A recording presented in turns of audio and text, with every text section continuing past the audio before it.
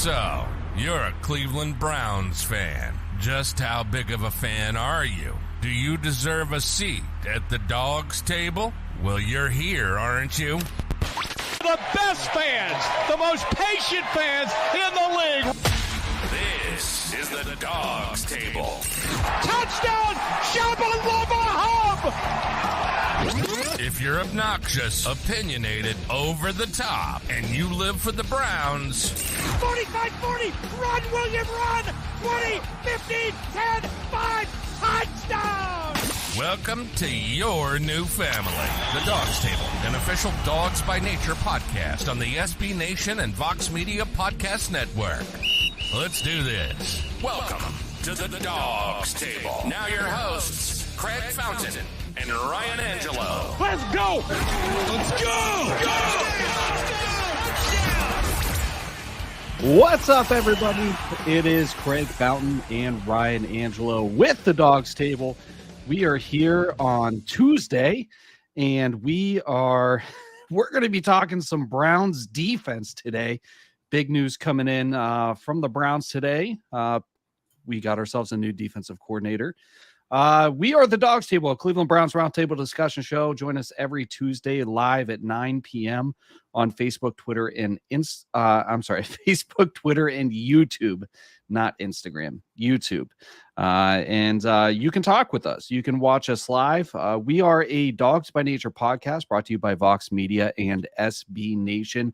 You can find us on the Dawgs By Nature podcast network, where we upload the show for your listening enjoyment every week. Ryan, how you doing today, bud? Oh, I'm good, buddy. Browns made a smart hire for once. Can't complain. How are you? I'm doing great. I'm feeling pretty good. You know, the news came this morning. Cleveland Browns hired defensive coordinator Jim Schwartz. And this was a guy we talked about a little bit last week, and you were really up in the air between Flores and Schwartz. And I think after you were thinking about it for a little bit, you're like, you know what? I think it's Schwartz. Yeah, I think that's the guy. So how are you feeling about the hire? Give me your thoughts, good, bad, indifferent. So yeah, I'm happy overall. You know, I was on the Flores train, and then, you know, I kind of backed off a little bit after a couple conversations with you and listening to some things, you know, online, reading some things about Jim Schwartz. And, you know, I just kind of had them 1A, 1B. They were interchangeable for me. I think the Browns really couldn't go wrong with either of the two. They should have been the top two candidates, and it sounds like they probably were. I did get a little nervous last night because I thought that the Desai, if I'm saying his last name right, rumors were going to come true. And I was getting really nervous that the city of Cleveland was going to burn. Really nervous if they hired another first-time coach. Yeah, so. I mean, I'm happy. We'll sum it up there. I'm happy. I think they made an extremely smart decision. You know, Schwartz is familiar with Barry from his time in Philadelphia with him. He's been a defensive coordinator for 14 years. He's an older gentleman. He's got head coaching experience. He brings a wealth of knowledge. And I think the biggest thing is he emphasizes some positions that the Browns need emphasis on, which would be, you know, your interior defensive line, your linebackers. He's really good against the run. And I think that's important in our division. Obviously, you got Najee Harris with Pittsburgh. You got, Joe Mixon over in Cincinnati. And then you got J.K. Dobbins in Baltimore. So, I mean, it's important to stop the run in the North. And, you know, I think they made a really good decision. You know, it's in hindsight, I think that this decision was lost on some of us when it may have been the obvious choice. And one of the things that you touched on last week was, listen, I don't want to, you know, kind of like what you're saying, you know, I don't want a first-time defensive coordinator. Jim Schwartz, I believe, of the candidates interviewed, is the only one that has defensive coordinator experience, correct? And one of only two with head coaching experience. I think people forget that Brian Flores has not been a defensive coordinator. Presumably with the, you know, based on his work with New England and parlaying that into a head coaching gig in Miami, which ended maybe not so much due to him failing as a head coach as much as some other things, but you know, Schwartz also had a connection with Andrew Berry because Andrew Berry was in Philadelphia. Correct. With Schwartz. Yep. So you put all these things together, experienced defensive coordinator, you know, he's got head coaching experience. He's a nice yin to Stefanski's yang, personality wise, you know, the familiarity there. This is a good hire. Now, not only that, his scheme that he runs works with both our personnel and philosophy. So it's going to look a little bit different, but he's not going to come in and change the world. Right. And let's be honest. I mean, this is not going to be a transformation overnight. I would expect the defense to look better next year. You know, he's a no nonsense kind of coach, and that's what this team desperately needs, because it just seems obvious that the defensive side of the locker room just lacks in natural leadership from the player group. So I think it was important to bring in a coach that was a no nonsense coach that had natural leadership, that commands respect from his players, commands execution and hard work. And that's what Schwartz brings. He's a no nonsense coach. He almost fought Jim Harbaugh one time at the end of a game. So, I mean, he doesn't mess around, and that's what this team needs. Let's be honest. I mean, the Browns have had a lack of leadership in that locker room for quite some time. And, Kevin Stefanski he's a reserved leader. And I think this is going to be a good thing to have on the defensive side of the ball, because they need to have some fire. They just haven't had that fire there. Yeah. And I think we're going to be happy with what we see personnel wise. The personnel he runs is a 4-3, which is essentially what we've been running. It's a little bit, it's if you like blitzing, that he's not really going to be your flavor, but he's going to make up for it in other areas. Like he is going to call a very low percentage of blitzes. Correct. But he has been consistently ranked as a top run defense. He has led a number of defenses that have just had phenomenal sack numbers. But our team's Achilles heel on defense is where he needs the most strength from.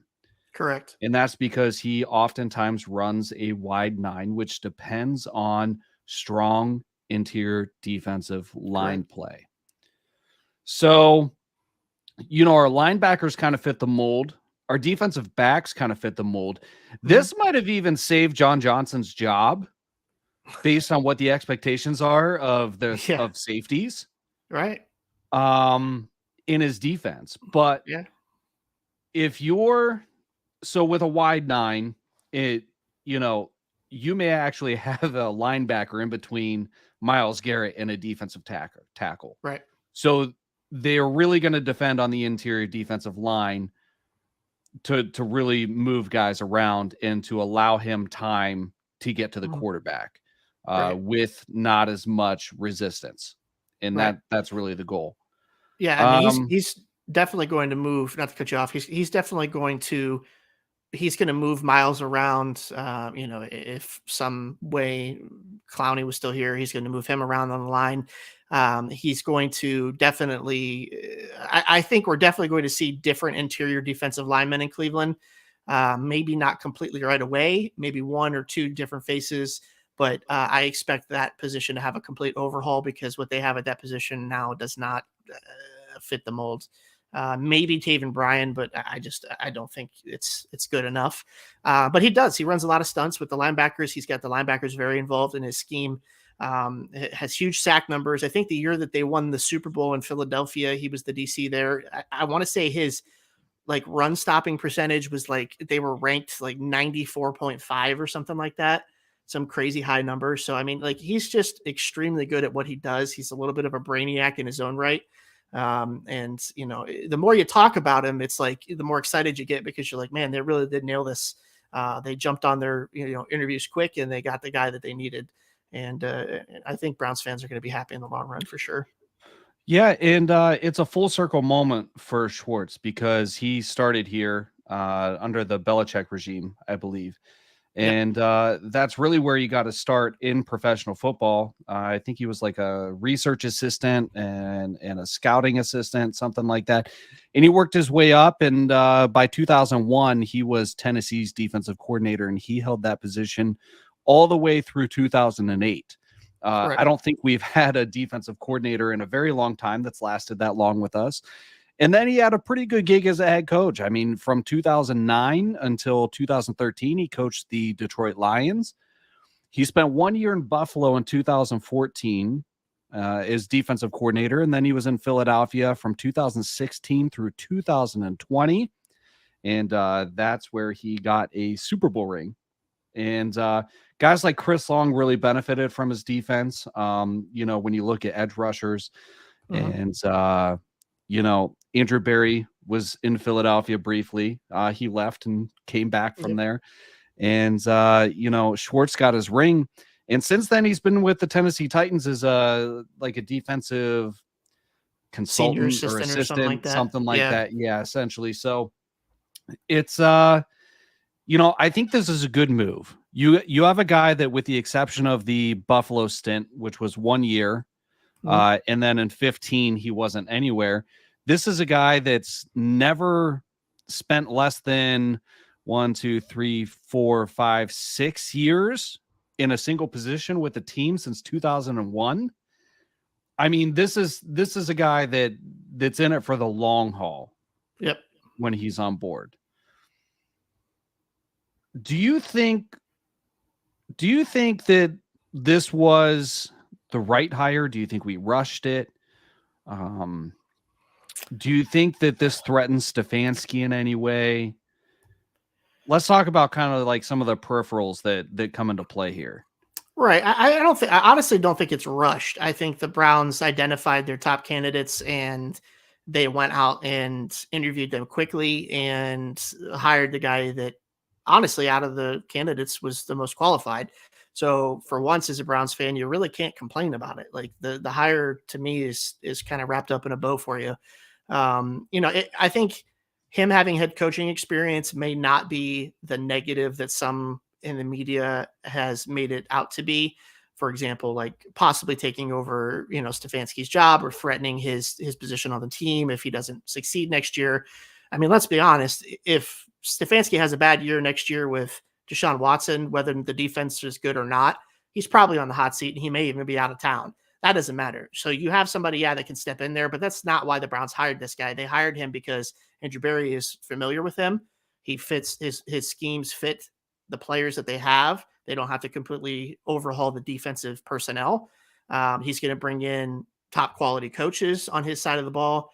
And he's just experienced. When you bring somebody in that's experienced like that, he walks into the room or the locker room and he's automatically going to get respect from the players. So I think it was a slam dunk for the Browns. I think Andrew Berry handled it phenomenally.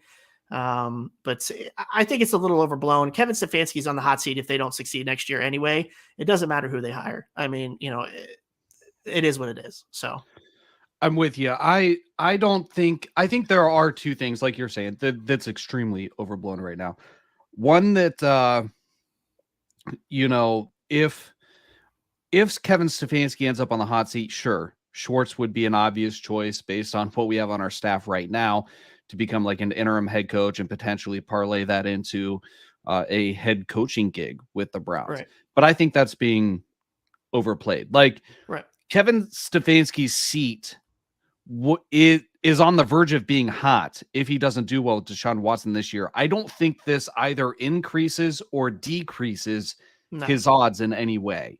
As far as being if anything, it makes Stefanski's job a little bit easier for him because now he has somebody on the defensive side of the ball that he does not have to babysit, that can completely take the reins of the defense, and he knows that he can trust this person. So it takes a little bit of worry off of a newer head coach's plate because he has somebody on that side of the ball that he can trust, that he knows football. He knows the personnel. He knows how to use the personnel correctly. He doesn't have to worry about scheming issues when it comes time for game day. He can focus solely on being a head coach or calling plays or however he decides to go forward in that position. But I mean, it takes a ton of worry and stress off of his plate. So it helps him in the long run, I think. Yeah. And, the other thing that's kind of overblown, and this one to me is more overblown by the fans than anything, but the idea that, and I already referenced it earlier in the show, right? I said he's kind of a yin to Stefanski's yang personality wise. I do think it's important, but I think the level or the extent of the importance is overblown. Like, sure, it's nice to see some fire on the sideline because, we really didn't have that. But is it going to help? Sure. But I think it's a little overblown as far as the effect it'll have. But correct, it'll be a little bit refreshing. It'll be nice to see. And if there's a side of the ball that needs accountability, it's the defense. We've harped on it over and over and over again. None of these guys could take responsibility for anything within 2 yards of them that was going on this past season. And you have guys on offense that aren't even on the field taking responsibility for things that are the defense's fault because, that is the culture. It's amazing, right? Like we talk about, the media talks about, fans talk about team culture, right? And generally that's viewed as something that the entire team is under that umbrella, right? Correct. I believe that we had a different culture this past year, maybe even in years past, on different sides of the ball. I think that our culture improved after, we didn't have any drama with quarterbacks and wide receivers this year. The offensive side of the ball, we didn't have any drama this year, right? No. The defensive side of the ball, we had Jadeveon Clowney drama that, was kind of hidden from us. It was not in plain sight, but it came into view before he got sent home from the last game, was told not to show up. We have guys not taking accountability. Like that was early in the season, Jets game, so this entire year, that defense, they have not been accountable. I mean, maybe some of the guys have been tough, but like it was not smart football. It was not accountable football. Yeah, no, I mean, the scheme issue, there were scheme issues. There was accountability issues. It's just the things that we've been screaming for as Browns fans. And I think he checks all those boxes. You're not going to see defensive players on his team running to Twitter after games, arguing with fans and things of that nature. He'll nip that stuff in the bud. And I'll be shocked if he doesn't, but that's the kind of, coach he is. I think there's only one guilty party on offense when it comes to that. He plays left tackle, but on the defense, there's some good guys on defense that are really going to fit Schwartz's scheme. Correct. Very well. JOK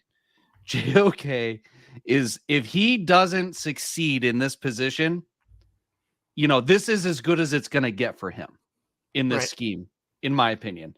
Playing in the middle there. Guys like Tony Fields is a depth player. This scheme is going to play to his strengths. Again, I mentioned this might have saved John Johnson's job. The expectations are a little bit different. Right. And I'll go on a limb and say that this may keep Jadeveon Clowney with the Browns because he's familiar with Schwartz from his time in Tennessee. So, I mean, I don't know if they can put the toothpaste back in the tube with him. Well, I mean, I think the thing with that, though, is I think that frustration is with Joe Woods. And I think that frustration was what everybody. But it's watching an accountability factor, right? And when that's one of your mantras is accountability, Joe Woods, I doubt Joe Woods was the guy that sent him home. No. Joe Woods probably didn't care at that point. Right. I mean, he knew. I think he knew had he to was know. gone. Yeah. For sure. Yeah. But what kind of message does that send to your other players if you can say that and then they bring you back and give you a paycheck? I don't know. I mean, is he the only one in the defensive side of the ball that felt that way? I'd probably say no. He's the only one who voiced it the way he did. True. And I'm not back in saying the it day. was professional, and I'm not saying it was the appropriate way to do it, but you know, that's one less hole on the defense that you got to worry about. I know he hasn't really performed all that great, and that may be why he doesn't come back, in the long run anyway.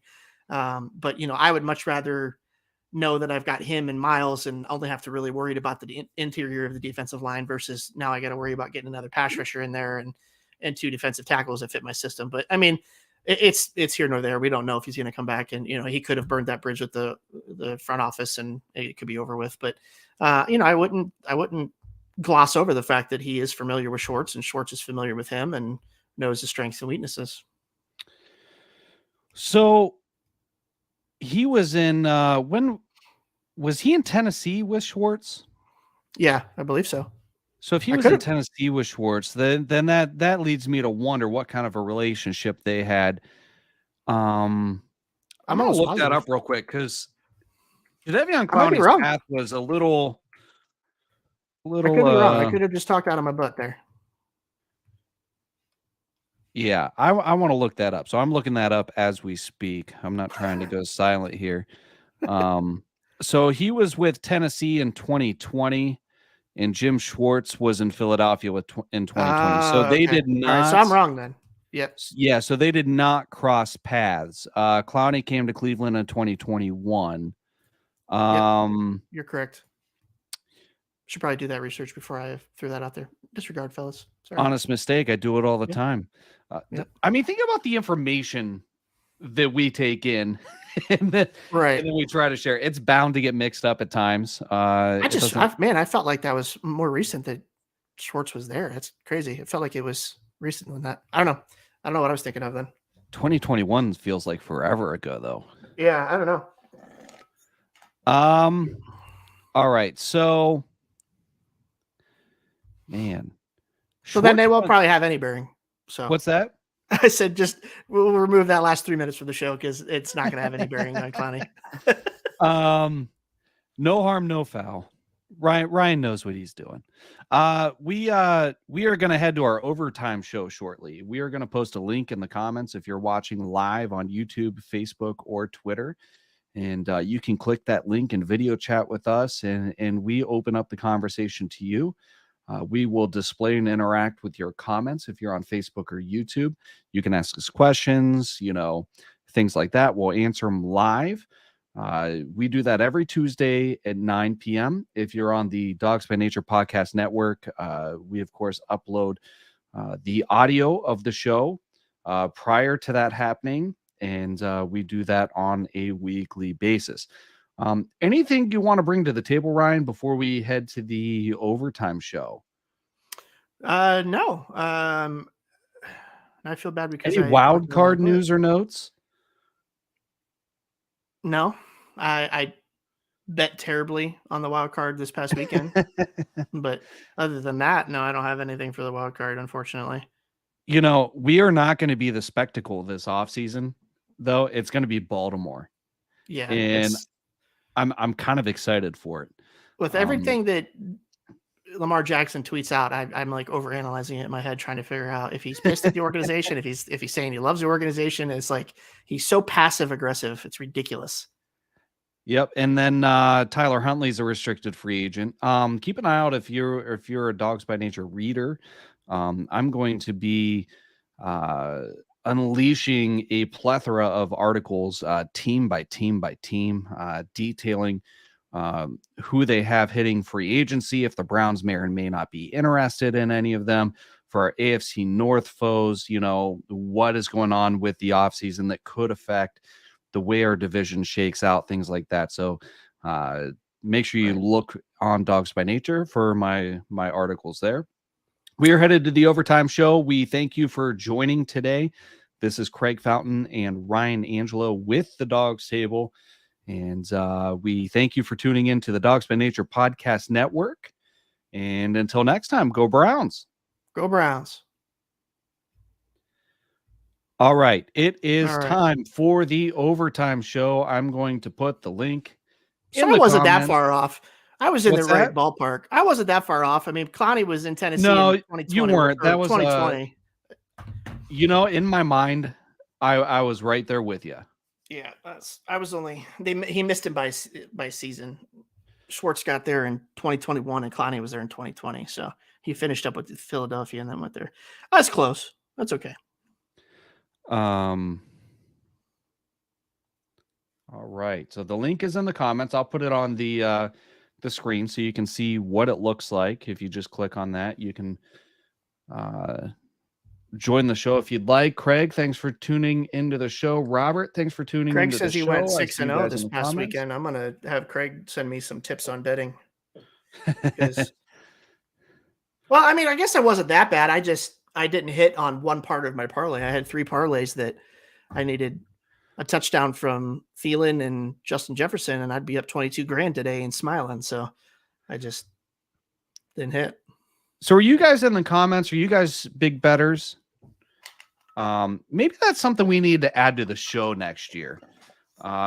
Maybe some Browns prop plays, maybe some same game parlays, things like that. That could be something that I think could be interesting. Yeah. Next year. If our viewers and listeners would like that. All right. So Jim Schwartz, good news. Not a whole lot else has been going on, has it? No. Not a lot. All right. Sent the link to Barry. I wonder if he'll be joining us. You guys watching, you got any questions? Let us know in the comments. You can ask us anything football related or not. Maybe let's not turn into a Buckeye show this week. As much as Ryan would enjoy that. Our Tennessee game hit. Tennessee hit. Yes, it did. Yep. So yeah, I've got a 5-game parlay where if Alabama covers 8 and Brooklyn Nets, I did 4 college games and 1 NBA game. Brooklyn Nets cover 2. I bet 50 to win 1,200. That would be phenomenal, would it not? Yeah, well, I want the ones that you helped me out with to hit because I need that money. Parlays are tough. You know, when you're sports betting, parlays, like you win big on parlays. The 2, 3, 4 game parlays, maybe 5, you know, those are the ones where if you can hit on 1 out of every 7 or 8, assuming you're pretty consistent with your betting amounts, you're going to get your money back. You hit on more than 1, you know, and some of it is, of course, depending on the odds. But like the odds of hitting on every leg is tough. So, you know, that's your bread and butter to supplement kind of some player props against the spread picks, money line picks, things like that. Yep. Craig, let's go to Craig. I'm going to get your question, but I saw Gary's come across first. Can you guys think of any good free agents on Titans defense that would consider coming to the Browns because of Schwartz? That is a phenomenal question. That is a phenomenal question. Give me just a moment here. Let me bring it up. Was it 2022 free agency, right? 2023. Yeah. I had not quite dug in that far. But you know, it's right around this. It's right around the it's coming. You know, Tier Tart might be a guy. Defensive tackle. What the hell? I have a feeling that if he's bringing guys over from Tennessee, they're probably not going to be splash guys. They're going to be depth or rotational guys. You know, looking at their Fletcher Cox is going to be a free agent. Fletcher Cox is going to be a free agent. In this kind of Patrick Schwartz runs a 4-3 and often deploys a wide 9 scheme. Do we go after Payne? Deron Payne? Yeah, if they don't go after Deron Payne, they're stupid, in my opinion. Based on the amount of money they're likely going to have to invest in the defensive line, I don't know if Payne's the answer. They should, of course, investigate that, and they should try to sign him. It's got to be the right deal, I think. Right. he has to have at least one playmaker there. It just has to. It's funny. Craig just put a comment up and said David Long Jr. And I literally just got a text from my buddy that says David Long, linebacker. There we go. Yeah. Brown social media must be a little ahead of us on this. They're already doing the internet sleuthing. Harold Landry, if he hasn't already signed an extension, should be coming up on free agency. Hopefully Coop recruits. The one that jumps out, David Long and Tart, but Tart's a restricted free agent though. And don't forget, I think, the draft could be, you could be looking at a defensive tackle in the second round. Could be looking at one in the second round. They may choose to go. So, if you wanted to, you could go Payne or Cox or a guy like that in the middle and pair that with a higher draft pick. We have a second rounder. That's our earliest one. That could make sense. I'm fine with that. They have to put somebody in there. And, with his track record of putting multiple defensive tackles in the Pro Bowl or all pro status, I just don't know how you could go into next season and not give him the tools that he needs to be successful. Right. You'd have to do everything in your power to exhaust all those options. So, it just doesn't make sense for me to go status quo. They may retain some of these guys for depth, but I just don't see it.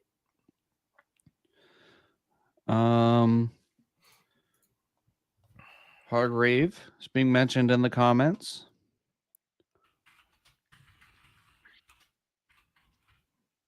Let's see.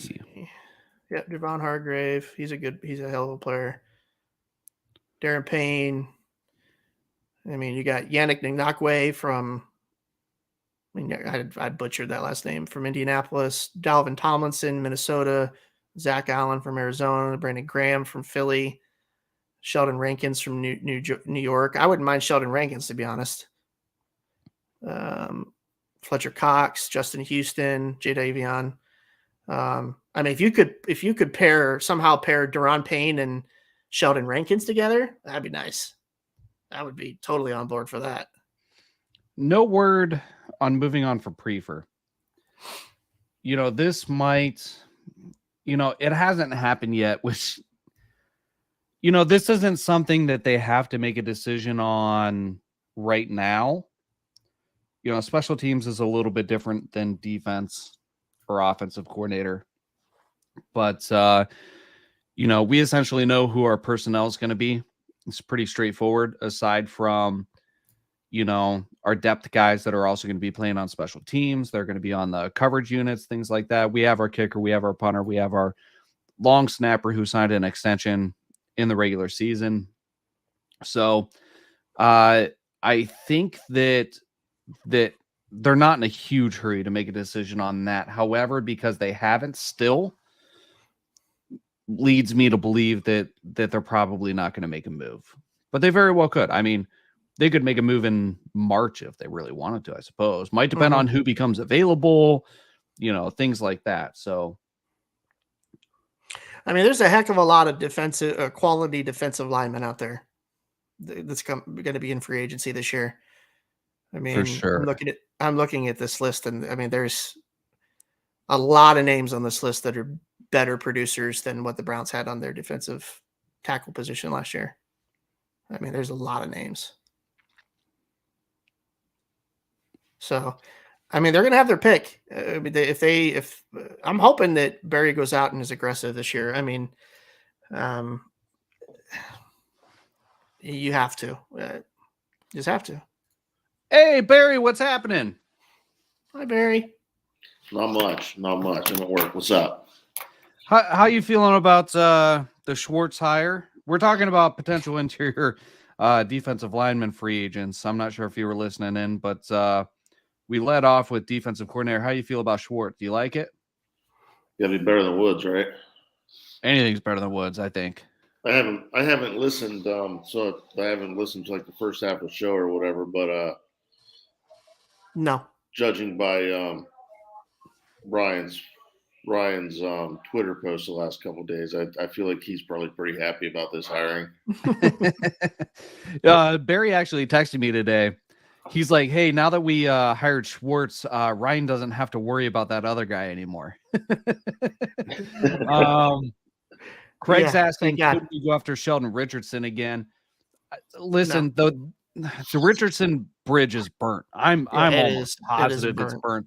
And it doesn't have anything to do with Joe Woods. It has to do with the way the front office handled the timing of his release. And he was very vocal about how unhappy he was. It probably cost him millions of dollars being let go after the free agency rush. You know, jobs he would have competed for in free agency were no longer available. His services were no longer needed, at least not with any urgency like there was if they would have released him earlier. And that's the main problem with Richardson. I would love Sheldon Richardson to come in. Richardson was awesome. I loved Richardson. I wish we didn't get rid of him. You know, I understood. He was still producing when he was there. So yeah, I understood with the way, like, the philosophy that they have in the front office. I understood why they didn't keep him around. The way they did it, though, certainly burnt a bridge to where, like, this is the type of situation where you want to be able to call one of these guys up, right? I don't think they're friends. Just totally off topic. There's a wide receiver free agent that I'd really like them to go after this year, DJ Chark. Interesting. You know, he's not going to be able to carve out quite the role that he had in Jacksonville with Detroit. Yeah. I just don't know if they'd be able to. I mean, he's 26. I don't know if they would pay him. Are we going to even have any money to spend on free agency? Yes. All right. So here's the status. And I'm actually glad you asked that, because there were some tweets by some national media members that made this really confusing. And you know, they announced that the Browns are rolling over $27 million in cap space, right? So that's the official number, a little over $27 million. The way that a lot of these media members worded the tweets gave Browns fans the impression, unbeknownst to them, you know, it's not a Browns fan's job to know how this works. That's why we have the media, right? So the way that some of the media reported it made it appear as if the Browns had $27 million in cap space. In reality, based on what is likely going to be the salary cap, we only have projections at this point, and the kind of the consensus everybody settled on is about 220 to 225 million. Let's just use 225 million. Once we roll over that 27 million and change, we have less than $2 million in cap space. You need $8 million to sign your draft picks, not having a first rounder. So let's roll that back. Now we're -6, right? There are some restricted or exclusive rights free agents that we're likely going to pay. Let's call it -7 million or so, -8 million. The only way to free up this money is to restructure contracts. Now, here's how that works. This is good and bad, and this is where Andrew Berry comes in as a salary cap wizard. And, you know, depending on what his risk tolerance is, it could really benefit us or it could really bite us in the ass long after he's gone. Because here's how you do it. You take their salary. Excuse me. Let's say Deshaun Watson, you take his salary. You can convert, I think, 35 million of that to a signing bonus.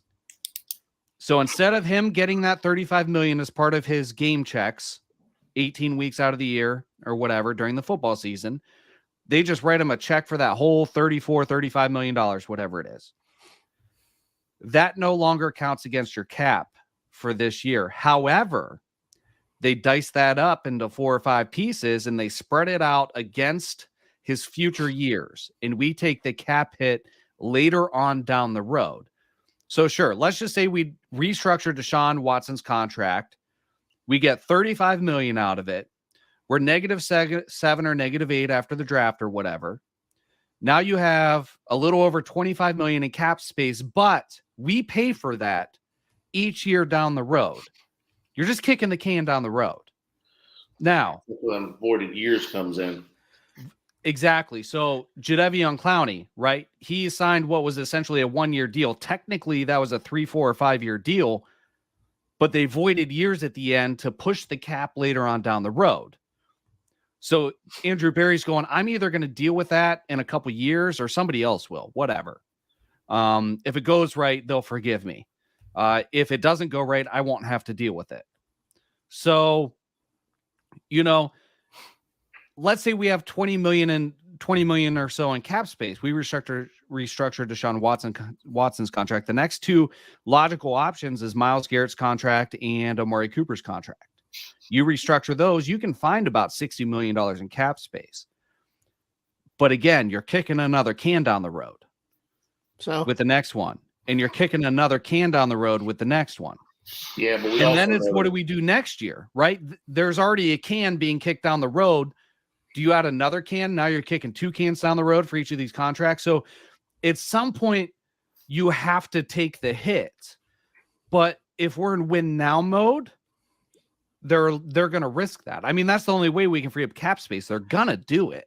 Yeah, I mean, they have to utilize the young talent that they have. I mean, they can't care about what's going to be there 6 years down the line, 5 years down the line, because they're probably not even going to be there then.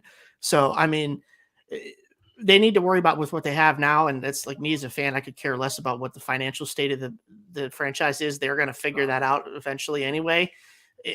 And eventually you're going to have guys like Ward and Garrett and Chubb that are not in their prime anymore. And they're going to be getting rid of those players. So, I mean, eventually you're going to free it up one way or another. It's just how dirty does it get is really what you got to worry about. And that's not that far away. No. But you look at guys who are the primary earners for the Browns. It's Watson, it's Ward, it's Garrett, and it's Cooper right now. Right. Those are the primary earners. Like Nick Chubb makes good money, but he's not making or breaking your offseason with his salary. He's not pigeonholing you into anything. Right. Gary says in the comments, win now for guys like Bitonio, Garrett, and Chubb. Yeah, you have to. Chubb's not going to be here much longer. I hate to break it to you guys. I'm actually a big proponent of bringing guys in the draft this year in the mid rounds to start searching for his replacement. Dearness Johnson is a free agent. Kareem Hunt's a free agent. You have Nick Chubb, and then you have Jerome Ford. Jerome Ford is the heir apparent at this point, but I think you need 2 guys. Which is why I really like Kenny McIntosh out of Georgia. I think you can get him in the 4th or 5th round, and he's a receiving back, and he's a better receiving back, in my opinion, than Kareem Hunt is. So, what do we have? How many more years under contract is Chubb? I think we got 2 more years with him. So the next 2? I think. I'll pull it up to make certain, but I believe it's 2. What do you guys think about Johnson's comments this week about opportunities or whatever? John Johnson? No. Oh. Running back Johnson. Oh, Dearness Johnson? Yeah, I must have missed that. Yeah, I don't know. Yeah, he made a comment about lack of opportunities and how the Browns basically don't want him back. They haven't made any offer to him or even talked to him about coming back. How did I miss that? It's one of those things where we have an embarrassment of riches, right? Right. And I think that's going to go out the window once you lose Johnson and Hunt. But I think that they're confident in that they can add a running back. And let's not forget, there's a handful of guys that are worth a second contract in the NFL. We have 2 of those guys. One of them beyond now, and running back is not valued like he used to be. Chubb is under contract in 2023 and 24. He could be a cap casualty in 24 because he has only $4 million in dead cap if the Browns were to want to move on from him early. If he has any type of year like he had this year, that's not going to happen. That's not going to happen, but he'll be 29 in his last year. So we know what that 30 mark does, especially for somebody like Chubb that's got some miles on him. We do. And there's no shame in that. That's not something that's specific to Chubb. That's something that's across the board. The guys that are playing well past 30, generally, they're injury riddled and they haven't had quite the wear and tear that others have. Look at Cordero Patterson on the Falcons. He's like 32, 33, something like that. Right. He Barry, thank you for sending that to me. Here's the quote from Dearness Johnson. Definitely not the year I wanted to have, but I made the most out of it. There haven't been no initiation of me coming back. I haven't heard anything yet about it. We know it's going to be a long process. Yeah, I mean, that's not as bad as what Barry made it sound. Jeez. Well, yes and no. I don't know. It's basically what he said. Said he didn't have the opportunities, and said the Browns haven't talked to him about coming back. Basically, what he said. I didn't have the quote right in front of me. No, you're good. I'm just giving you a hard time. Here's off. It's off topic, and I want to throw this out before I forget it. What did you guys think about replacing John Johnson with Jordan Poyer, bringing him back home? Bringing back Poyer. I would love Poyer. I can't. I hate like how we get rid of these guys and we just let them go when they're young. And then Jordan Poyer has developed himself into one of the best safeties in the NFL. The next thing you know, they're in the playoffs and they're playing and he's a free agent this year. I'd love to have him back. Man, he's a little bit older than John Johnson, but I'd take him. I'm all for that. We let a number of guys go that have pretty good careers after the fact. Like, not like all pro, that kind of stuff. I mean, Poyer is, but some guys had good, lengthy careers. Tashawn Gibson's still around. Rodney Poole hung around for quite a while. Carl Nassib's still out there. I didn't. What's that? What's that? What'd you say? Carl Nassib's still out there. Carl Nassib's still out there. Darius Slay. That's interesting. I don't know. Gary says, I spoke to Poyer at Micah Hyde's camp in Fostoria. He told me he don't miss Cleveland at all. Yeah, that is hilarious. We don't miss him either. He must not have been going to the strip clubs with Joe Hayden. Right? Yeah, as far as Darius Slay goes, I'm not sure I could see them spending what it would cost to get him when they've got guys like Newsome and Emerson. They're going to have to pick and choose where they spend their money, right? Like, it's going to be the interior of the defensive line. They already have a ton of money tied up in the secondary. They got to make a decision as center, and then safety depth for sure. Safety depth. That some of that's going to depend on if you have Ronnie Harrison probably out. John Johnson could be out. What's that?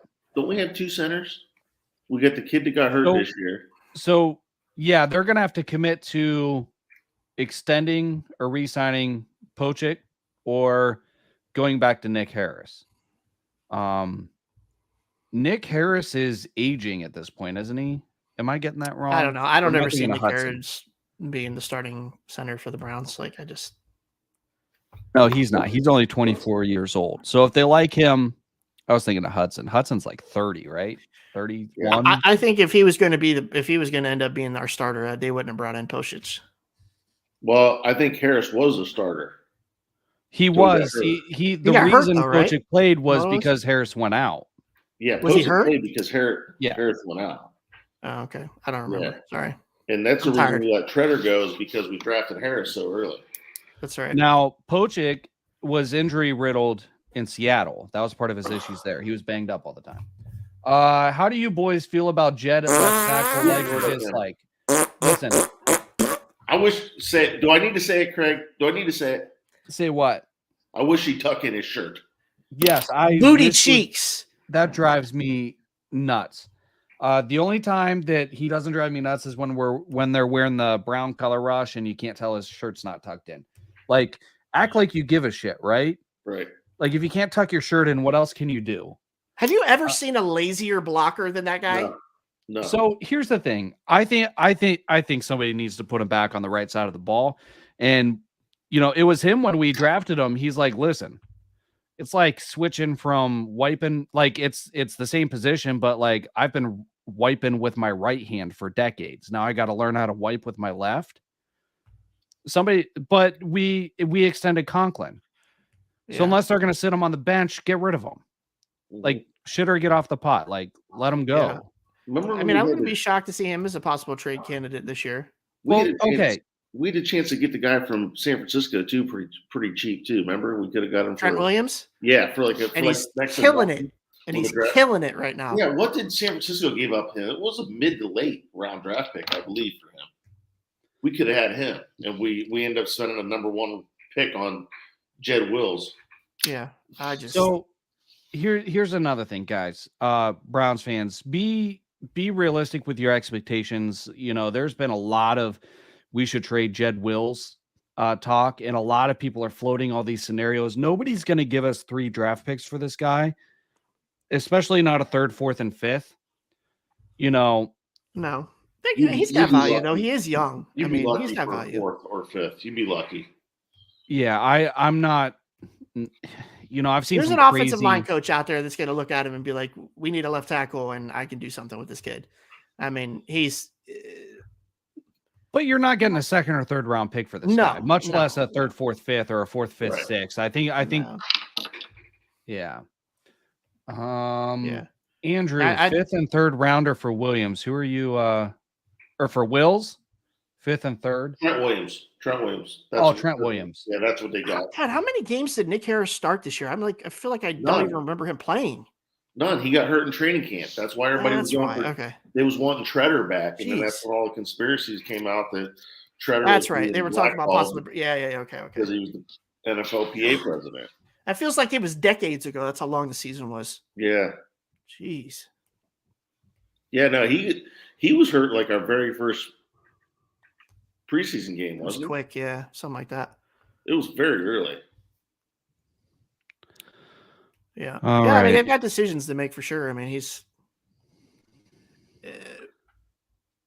they have to be aggressive this year because they're not filling all these holes with draft picks, in my opinion. How many picks do we have?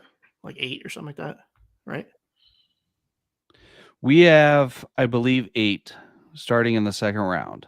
Right. Anything else you guys want to bring to the table before we at least with a record the way it is, we should be top 10 in the 2nd round? That's a good question. As long as it's still our pick, yeah, I'd have to look at it. Something like that. It shouldn't be that hard to trade back up into the 1st. If there's somebody that they wanted, Right. So we have pick 43, 42nd. 42nd. So 9. What, 9, right? 42nd or 43rd. Is there 32 teams? There's 32. Right. So you're at 10th or 11th. Okay. Oh, yeah. Sorry. I'm just going to shut up. My brain is not working right now. You're just burnt out from the season. You're fried. Jesus, dude. It's just like, I don't know. I'm rough. I feel rough right now. Yeah. Wow. Yeah, I don't know. I read an article I read today that was about. It was basically just you know what? It was Terry Pluto. It was on Cleveland.com's Terry Pluto, and I really respect him as a writer and as a journalist. I think he really.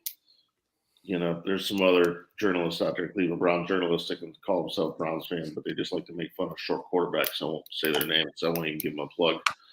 But, Terry Pluto was just talking about how the Browns knew, like, whenever they traded for Watson this year, that this wasn't going to be their year. They were hoping maybe they could sneak into the playoffs. I don't know if anybody recognized it or not. But, I mean, you just look at it. This is probably the least talented team that Pittsburgh's had in 20 years. And this is probably our most talented team we've had in 20 years. They go 9-7. We go 7, or they go 9-7 or whatever, 9-8, and we go 7-10. Well, I mean, you have a competent defensive coordinator, then how many games do you win that year? Yeah. You know what I mean? I mean, how many games did the defense lose us this year? It's just the Browns' luck. You know what I Yeah. mean? For sure. And it starts to talk. Okay, we don't have a defensive corner, but you just that is the fault of the Browns organization. Yeah. Tomlin and the Steelers, they got the most out of their players. Trubisky had a horrible year. They had a brand new quarterback with Kenny Pickett that had a horrendous first half of the season. And I'm, like first half of the season, I'm watching this kid playing. I'm like, yeah, all right, we're back at Pittsburgh not having a quarterback. Finally, back to the Bubby Brister days. Towards the end of the season, the kid looked like a seasoned pro. Yeah. Like Pittsburgh's back. They're ready to play. Baltimore's ready to play. Cincinnati's ready to play. This isn't going to be easy. We could very easily get another 7-9 season next year if we want to get it right. Because Cincinnati's a Super Bowl contender. Pittsburgh is going to get better. The only wild card out there is really Baltimore, depending on what happens with Lamar Jackson. Does anybody feel like he's leaving? I do. I think he's leaving. I think it's over already. Where does he go? I don't know, but I feel like that bridge is burnt between them. Like I just feel like he didn't even. I thought somebody said he didn't even travel to the playoff game, did he? I thought I heard that too, but then I thought I seen him on the sideline. No, that wasn't him. It was Bridgewater. I seen on the sideline. They showed on the sideline. I think that I don't know. I think he wants more money than the organization is willing to pay him, and I feel like he's You think he held him hostage?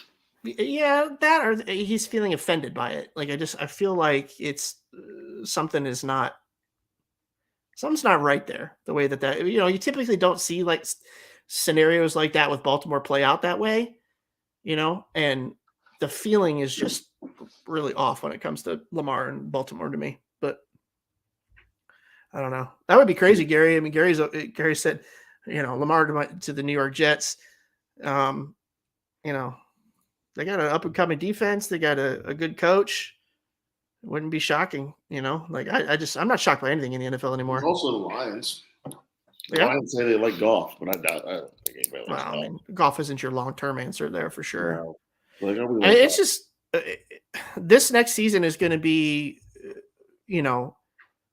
very dependent on the defense, I think, and how they address the needs that they have on the defense, especially with Schwartz coming in, because Andrew Berry doesn't typically put a high value on interior defensive linemen and linebacker and things of that nature. So those are things that are needed, like Craig said earlier in the show, they have to be strong for this defense to work.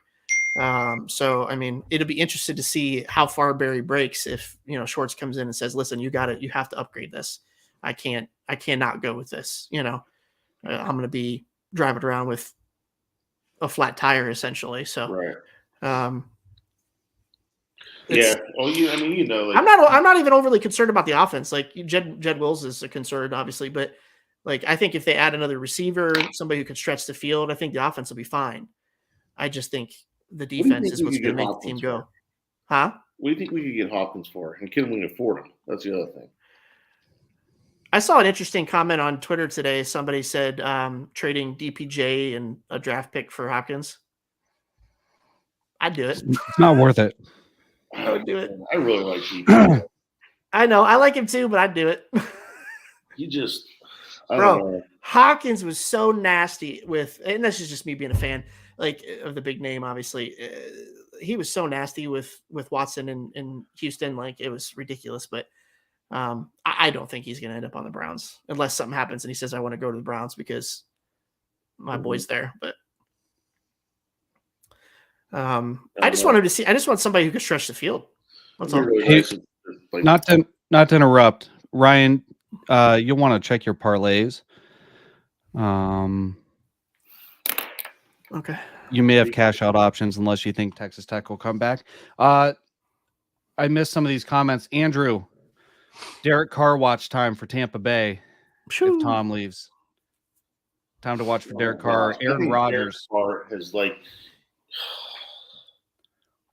I hope so. I hope so, man. I really do. You hope what? I hope Derek Carr deserves.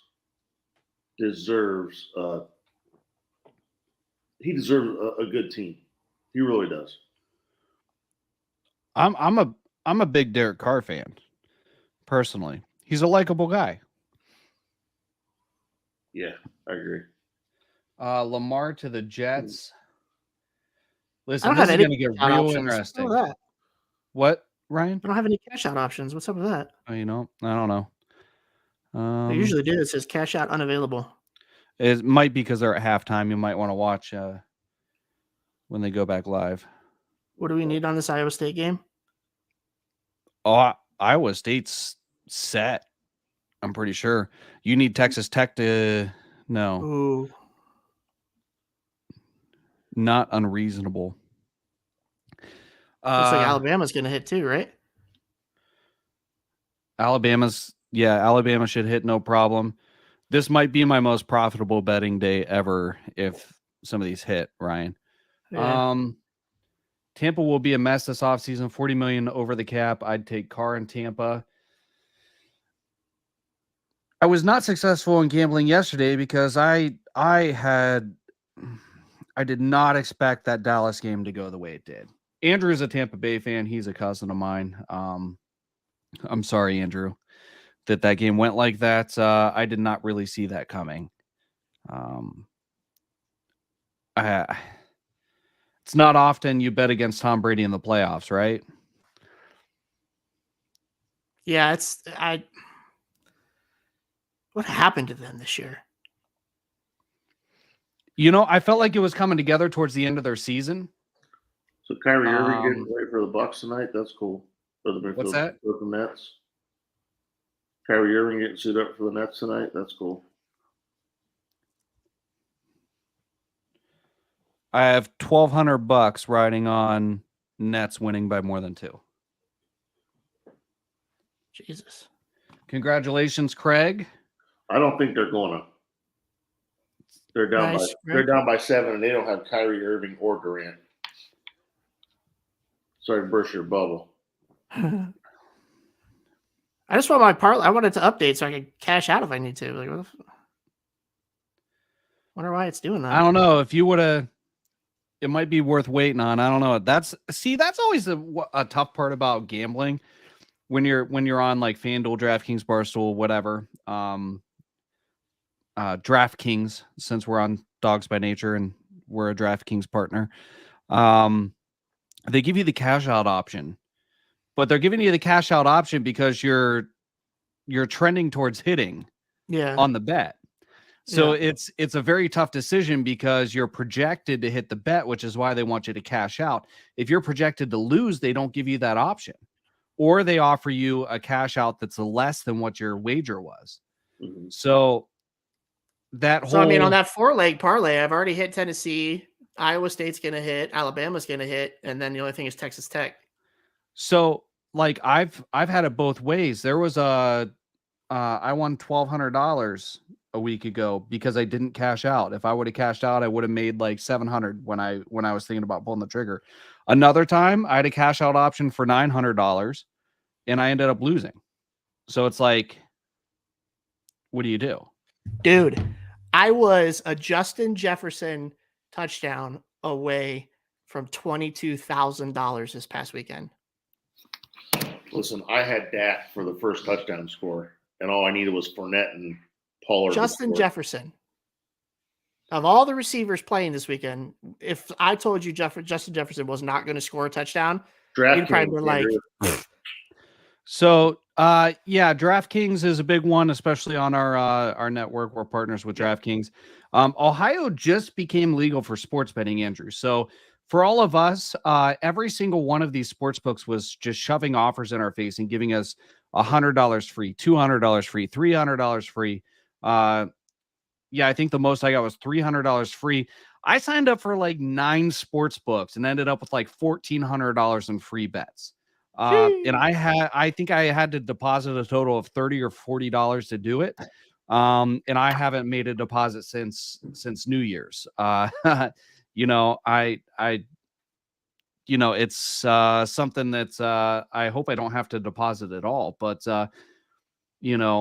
there's Kansas just State hit. so many options. But FanDuel, DraftKings, Barstool seem to be the three most popular. I think DraftKings takes the cake. Yeah, that's what I've been using DraftKings. I use DraftKings all weekend. I've went away from And FanDuel. different ones have things that are better than others. Like Right. I like FanDuel for watching my bets and parlays, because it'll actually like show you the scores. Like when you check your bets, it'll show you the scores right on that same screen. You don't have to go into anything. DraftKings does not. However, like Kansas there State are hit. certain things where like on DraftKings, like if you're betting live on games, you can bet like, is the next play going to be a run or a pass? Whereas on FanDuel, I haven't found that option. Yeah. But on FanDuel, I found that I can bet on which receivers will catch a ball on the next possession, where on DraftKings, I could not find that prop. So there's different things. Right. Kansas State just hit for us. Kansas State, nice. Yep. Nets Yeah, are I within lost on that 4, because I but that had doesn't affect you. So on my 5-legger, I'm 2 for 2. On my 7-legger, I'm 2 for 2. Yeah, Kansas. I had Kansas on that. I took Kansas over Kansas State. So remind me, Texas Tech negative 1.5. What does that mean again? They have to win by 2. 2.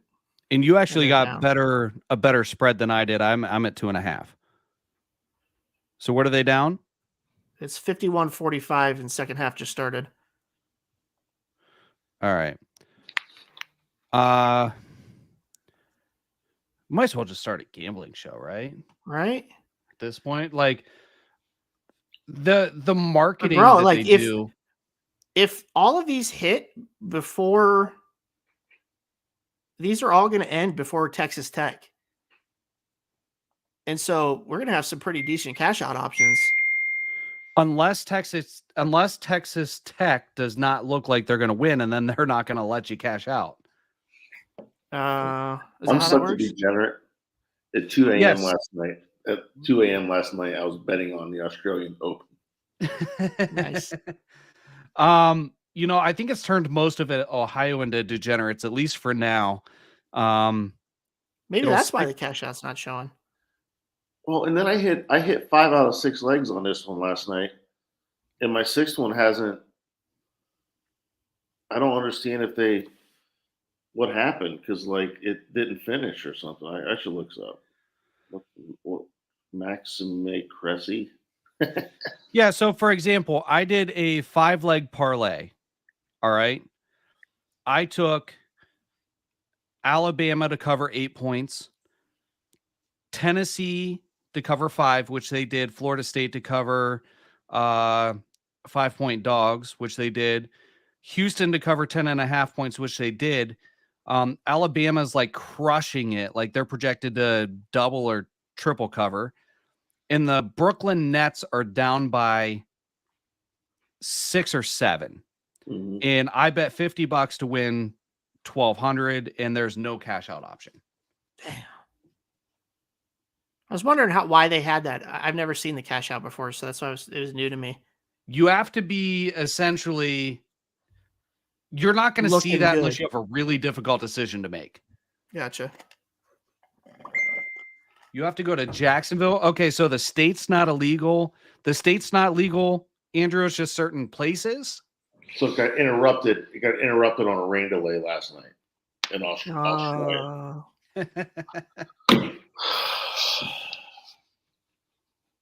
Oh, well, that should hit.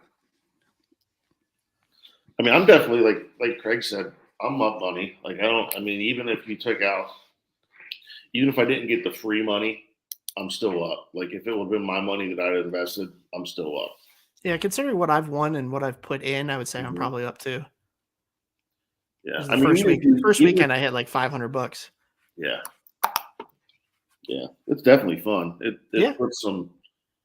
It definitely puts a different spin on things, and especially if you're sports enthusiast, like we are. It gives you something to root for, right? Like I might be interested in tuning into a college basketball game, but like Do I really care if Tennessee beats Mississippi State and by how much? Now I do. Right. Oh, you're in Georgia. That's right, Andrew. I can't wait till the summer, Craig. Like I told you, the UFC fights. Ryan, you going to come out to the campground this summer? Or are you going to, just be a stick in the mud? I don't know, dude. I kind of like being a stick in the mud, to be honest with you. What an answer. I mean, I'm a homebody, man, to be honest. Like, I mean, I'll come out. I don't remember why I didn't come out last summer, to be honest. All right. We had a blast. At this point, you guys got any other questions in the comments? It could be anything. It could be gambling, could be Browns, could be other teams, anything like that. If not, we're going to wrap things up here. No, I think, dude, I put in this crazy 10-leg parlay from this past weekend, and I put I think it was a $10 bet, and it was 10 legs for all these anytime touchdown scorers. And if I would have won, I would have won like $435,000. Jeez. Almost $500,000. Somebody hits on them every once in a while. Right? I feel like you have a better shot at hitting that than you do the lottery. 4 out of the 10 legs hit. For a fact, you have a better shot. Because let's say something's plus 30,000. That's 30,000 to 1. Right. The lottery's 300 Dude, this million was to plus 3,676,343. It was an insane amount of money, dude. I was just like, fuck it. Dude, how about that dude that lost $1.4 million on the Jags game? And it was only to make like 11,000 or something like that. It was some stupid amount. Like, it wasn't even a lot of money he was going to win back. So he was the Chargers were up by 27. Mm-hmm. And he put down 1.4 million to win 11 grand because he thought for sure on the money line there's no spread to cover. There's no way the Chargers are going to lose this game. So he risked 1.4 million to win $11,000. How much money do you think he has? I wish they would let us know. You're betting 1.4 million on stuff. What if he's just a novice gambler that hit it big and he's just been on a roll, and he put his entire bankroll on a quote unquote sure thing, and now he's got nothing? I doubt it. I don't know. I don't know, man. If I ever get my bankroll to 1.4 million, I'm done gambling. I can tell you that. And you know what? To be honest, I don't even know if some of these sites are going to have UFC fights on here this summer because of the scandal that's going on. DraftKings does. Do they have it right now? Yeah, because I've already bet on them. I've already got money. As I know, I was reading an article today about that James Cross betting scandal that they were talking about. Some of the books were dropping them and not letting people bet on them. Yeah, DraftKings has it because I've already bet on the Bones Jones fight and Cyril Gain, which I think Stipe got hosed out of that fight. But yeah, he called next, so he called winner. So hopefully, he's fighting in July, Craig. I'm gonna have a huge party that night at campground. Yeah, he's my favorite fighter, dude. Oh, dude, you'll have to come out for that one then, because we'll stream it and I'll have it up on the big screen, and it'll be a blast. We'll do it. So, all right, guys, I gotta get back to work. I gotta tell you, I love our viewers because we still have people like just chilling, watching us talk about shit right now. Like just rambling. Just rambling. It's all we've been doing for the last like 30 minutes. For sure. Well, it's the after party, right? Right. Craig. So Craig asked, what was the scandal with James Cross? So James Cross was a UFC fighter. He's a coach now. He was on one of the tough, the Ultimate Fighter shows. Yeah. He's primarily, I think he's just a coach now, but apparently he was doing something like fixing fights with his fighters. He was betting, like he was very vocal about betting on UFC fights, but there was some shady stuff going on with some of his fighters. Like he was picking specific ways to lose, and that's how they were losing. So he's like banned now apparently from the UFC, or he's on a suspension while they're doing the investigation. And then like all of his fighters, they were told like the fighters that were involved in the bets are all suspended, and they told everybody else that he's training. If you continue to train with him, we're going to suspend you and revoke your license. or you have to leave. So like he's had his license revoked in like Nevada, all these places that do UFC. So Canada's dropped him. Last I heard is like they haven't found any proof. Like I don't know. It sounds pretty bad. Like I know Dana said they haven't been able to pin anything on him, but there is a lot of coincidences. Yeah, there's a lot of coincidences. Like he had several guys that were getting like knockout in this way at this round, and then like they were getting beat by that. Like, so it was pretty sketchy. Like there's states or there's cities in Canada that won't even let their citizens bet on UFC right now because of that. So UFC's going through some stuff, man. They're going through some stuff. You got FBI's involved in it and all that stuff. Dana White slapped a couple weeks ago. Now their biggest draw with Nagano, who just walked away. Screw him. I'm glad he's gone anyway. I didn't like him either. I didn't like him. So, have a good night, Andrew. See you, Barry. All right. So Ryan and I are on pins and needles with these parlays.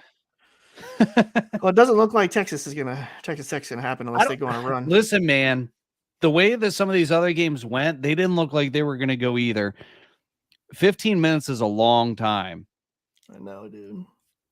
They're only down by 9. You would think if there's 15 minutes left in the game that they would still give us a cash out, because how are they going to be able to predict if we're going to win it or not? Like, so technically it's an 11-point differential, which means there's a 12-point differential, because if they trail by 9, it's Texas -2. That's 11 points. 11 points is a push. It's got to be 12 points. So the odds are in their favor, even though so we need Texas Tech to lose by how much? Or we need Texas Tech to win by 3. By 3. I'm at -2. If you're at -1.5, I need them to win by 2. You need them to win by 2. Yeah.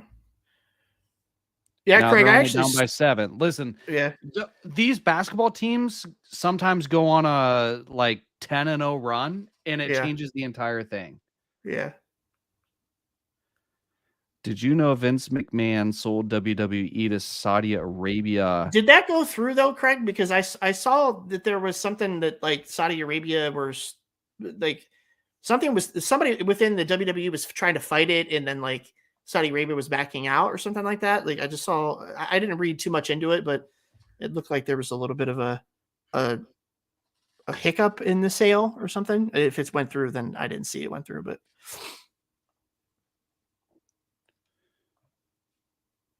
Oh, it did. All right. Well, he's even richer now. Is that some sort of game changer? No, he's just. Well, I mean, I've never been a WWE guy. I don't know. I don't know. I haven't been since I was little. So, or I was, a kid. Like I just haven't. I fell out of it. But I mean, I still follow it. I know what's going on with it, kind of thing. But I would assume that him selling it to a foreign entity is probably not the greatest thing for the organization. But all right. Well, we know Iowa State's going to hit. They're 2.5-point favorites. They're up by 11. Alabama's 8.5-point favorites. They're up by 15. Okay. So Iowa State did hit. That's over. Alabama's got 4 minutes left. Texas Tech is down by 9. So I'd be winning some decent money on over $3,000 if all these hit. So on that parlay, I bet 50 to win 1,500, and all I need is Texas Tech. They're down 9 right now. Yeah, and it's giving me a cash out option. I bet 50 to win 1,500. It's giving me a cash out option for $130, and that's not enough for me to want to take it yet. Mine hasn't updated on anything yet, so. Oh, FanDuel. And when I say I have all these bets for like $50 or $25 or $100, like, yeah, they add up, but keep in mind, guys, I'm just playing with the free bets that I got initially from all these launches. It's not like I'm loaded or something. Yeah. I'm not saying that I don't know. I know not. Yeah. AEW has been very competitive to the WWE. Have you seen any of their shows? A few former WWE stars. I've just never really gotten into wrestling in general, to be honest. I was obsessed with it when I was a kid, dude. Like I watched everything, but I have not watched it so far.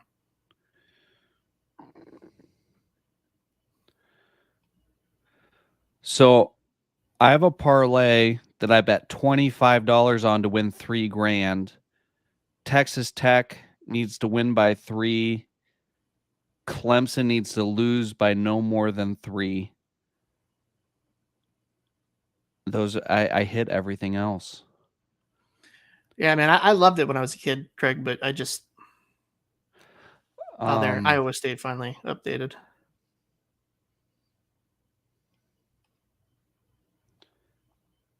Man, Craig, Mine I still am says sorry cash about out your unavailable. I am sorry about your jersey. I sent you screenshots of the order confirmation, like it's ordered.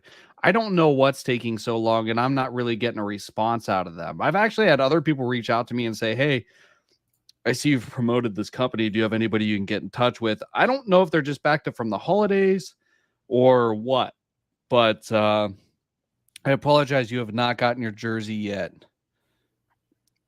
Yeah, Georgia's up by 6. I took them plus 11, so that's a 17-point cushion there. I want to know why I can't see cash outs.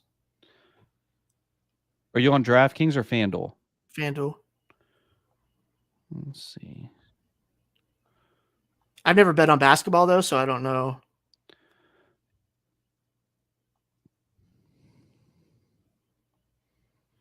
I don't know, man. It must just be saying, like, their computer must just be saying, "Hey, it's in our best interest not to give a cash out option on this one." Texas Tech is down by 14. That is not cool. Yeah.